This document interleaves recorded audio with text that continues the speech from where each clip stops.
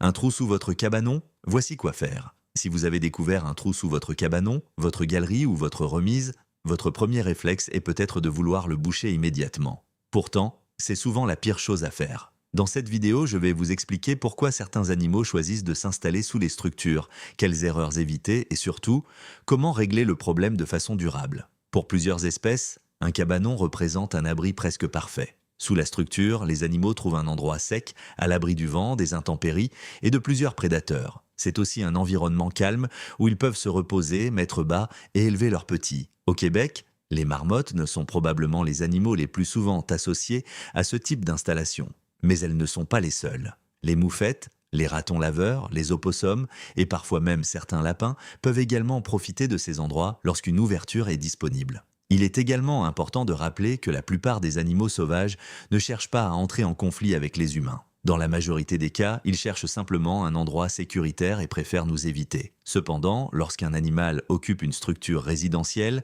il arrive très souvent qu'il s'agisse d'une mère accompagnée de ses petits. Et comme n'importe quelle mère, elle pourrait adopter un comportement plus défensif afin de protéger sa progéniture. C'est pourquoi il faut toujours agir avec prudence.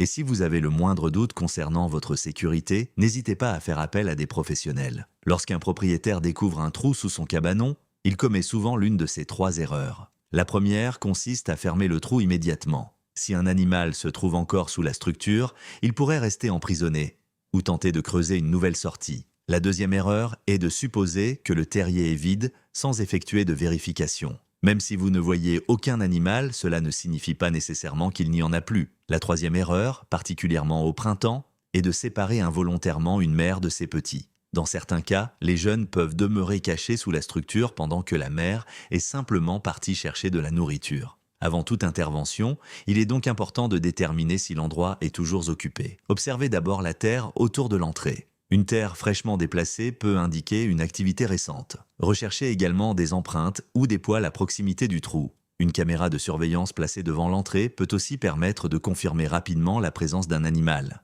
Une méthode simple consiste à placer un morceau de papier journal devant l'ouverture. Si celui-ci est déplacé après quelques heures ou quelques jours, cela peut indiquer que l'animal utilise toujours le passage.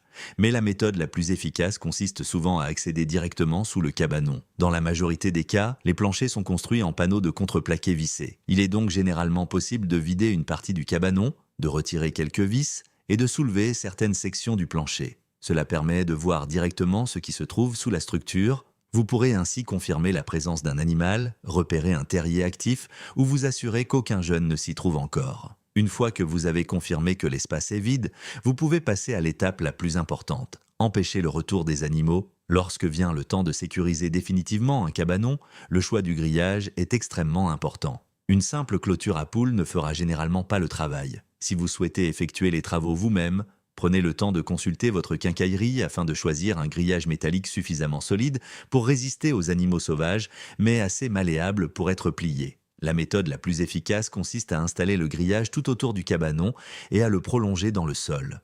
Une partie du grillage est ensuite pliée à environ 90 degrés vers l'extérieur afin de créer une barrière souterraine. Lorsqu'un animal tente de creuser au pied de la structure, il rencontre rapidement cette protection et abandonne généralement ses efforts. Il est également important de comprendre qu'en soi, déplacer un animal ne règle pas le problème. Tant qu'une ouverture demeure présente sous le cabanon, un autre animal pourra éventuellement découvrir cet abri et venir s'y installer à son tour. La véritable solution consiste donc à corriger la faiblesse de la structure et à empêcher tout accès futur. L'objectif n'est pas de se débarrasser d'un animal. L'objectif est de rendre l'endroit inaccessible aux animaux.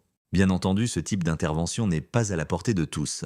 Certaines personnes n'ont pas les outils, les aptitudes ou la capacité physique nécessaire pour effectuer ce travail. Dans ce cas, il existe des entreprises spécialisées, souvent répertoriées sous la rubrique exterminateur, qui offrent des services d'inspection, d'exclusion et de protection contre les animaux sauvages. Découvrir un trou sous son cabanon n'est pas nécessairement une urgence, mais il est important d'intervenir de la bonne façon. Une intervention réalisée au bon moment, combinée à une protection adéquatement installée, permet généralement de régler le problème de façon durable tout en respectant la faune. Et vous, avez-vous déjà découvert un terrier sous votre cabanon ou votre galerie?